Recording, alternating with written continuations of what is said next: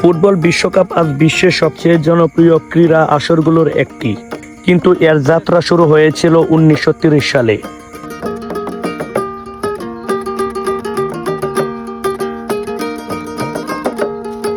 আন্তর্জাতিক ফুটবল সংস্থা ফিফা বিশ্বের সেরা জাতীয় ফুটবল দলগুলো নিয়ে একটি বৈশ্বিক প্রতিযোগিতা আয়োজনের পরিকল্পনা করে, যার প্রতিশ্রুতিতে অনুষ্ঠিত হয় ইতিহাসের প্রথম ফুটবল বিশ্বকাপ। 20 শতকের শুরুর দিকে ফুটবল জনপ্রিয়তা লাভ করলেও আন্তর্জাতিক পর্যায়ে কোনো বিশ্ব চ্যাম্পিয়নশিপ ছিল না। অলিম্পিক গেমসে ফুটবল অনুষ্ঠিত হলেও সেখানে অপেশাদার খেলোয়াড়দের অংশগ্রহণের নিয়ম ছিল। ফিফা একটি জাতীয় স্বাধীন আন্তর্জাতিক টুর্নামেন্টের আয়োজন সিদ্ধান্ত নেয়। 1928 সালে নেদারল্যান্ডসে অনুষ্ঠিত ফিফা কংগ্রেসে প্রথম বিশ্বকাপ আয়োজনের সিদ্ধান্ত গৃহীত হয়। উরুগুয়েকে প্রথম বিশ্বকাপের আয়োজক হিসেবে নির্বাচন করা হয় কয়েকটি কারণে। 1924 থেকে 1928 সালে অলিম্পিক ফুটবলে স্বর্ণ পদক জিতেছিল উরুগুয়ে। দেশটি 1930 সালে স্বাধীনতার 100 বছর পূর্তি উদযাপন করেছিল।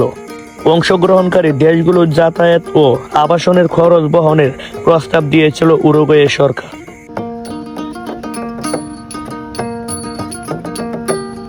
প্রথম বিশ্বকাপে মোট 13টি দল অংশগ্রহণ করে।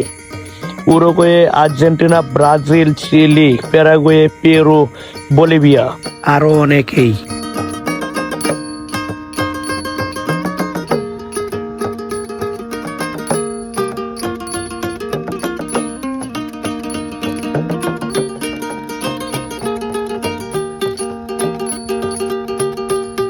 উনিশশো সালে 13 জুলাই বিশ্বকাপ শুরু হয়।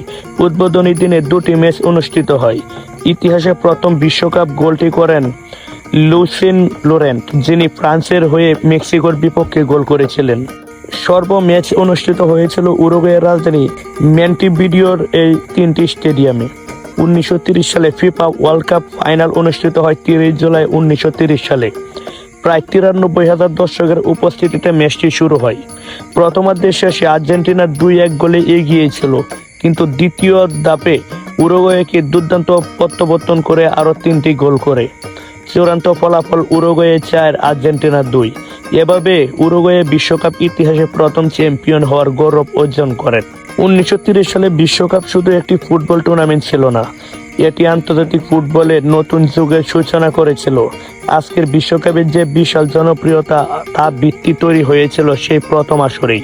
বর্তমান শতাধিক দেশ বিশ্বকাপে অংশগ্রহণের জন্য লড়াই করে, কিন্তু এই মহান যাত্রার সূচনা হয়েছিল মাত্র 13টি দল নিয়ে উরুগুয়ের মাটিতে।